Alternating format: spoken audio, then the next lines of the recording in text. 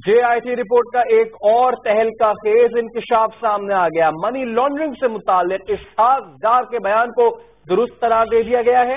Report में कहा गया है कि शवाहिद से साबित हो गया कि इसहाक डार का एतराफी बयान हकीकत पर मबनी था। इसी पर बात करेंगे, हमारे नुमाइंदे सुहेल रशीद हमारे साथ हैं। सुहेल, पीर तो अभी बहुत दूर है, लेकिन लगता है कि पूरी रिपोर्ट ही मंजर आम पर आ जाएगी पीर से पहले।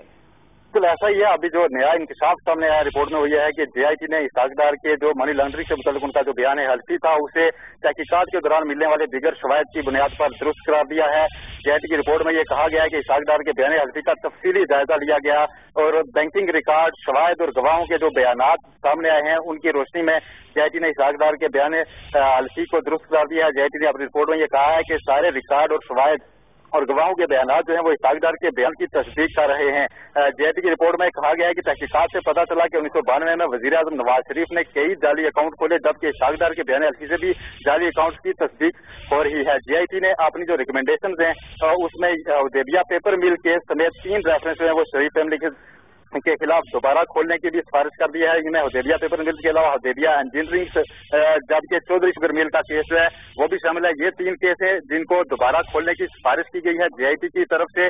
और JIT ने इसहाक डार का जो बयान हल्फी था मनी लॉन्ड्रिंग के हवाले से, जिससे वो हमेशा इनकार करते आए हैं, उसको JIT ने जो नए शवाहिद मिले हैं और जो डॉक्यूमेंट्स उनको हासिल हुए हैं उनकी रोशनी में दुरुस्त करार दिया है। जी ठीक है, अब हम इस बारे में आगाह करें, अहम खबर से अपने नाज़रीन को आगाह करेंगे। JIT रिपोर्ट का एक और तहलका खेज इंकशाफ सामने आ गया है। मनी लॉन्ड्रिंग से मुताल्लिक इसहाक डार के बयान को दुरुस्त करार दिया गया है।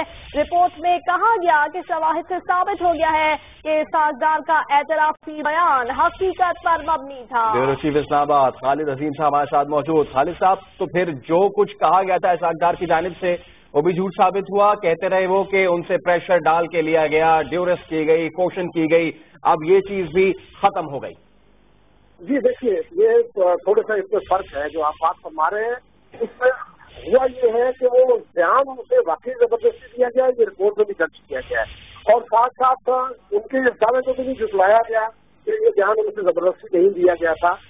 लेकिन असल चीज ये है कि जो दीगर शवाहिद थे, जो अकाउंट खुले थे उस वक्त जिनसे मुताबिक वो बयान था, वो तमाम के तमाम सबूत जो है वो जरूर इकट्ठे कर लिए गए और वो हकायक जब सामने आए हैं तो उनसे ये साबित हुआ है कि अगरचे वो जबरदस्ती बयान दिया गया है, लेकिन वो इतराफी बयान जो है वो बिल्कुल हकीकत से मबनी था, क्योंकि बाकी और जो गवाहान हैं और जो डॉक्यूमेंट्स हैं वो तस्दीक करते हैं कि इसहाक डार ने उसको जो इंकशाफात किए थे वो बिल्कुल दुरुस्त है। और उसी की रोशनी में अब ये सिफारिश भी की गई है कि वो जो 3 रेफरेंसेस बंद हो गए थे उनको भी दोबारा खोला जाए, उसको रीओपन किया जाए और वो रेफरेंस जो है उसमें दोबारा कार्रवाई भी हो सकती है। बहुत शुक्रिया आपका खालिद अजीम साहब।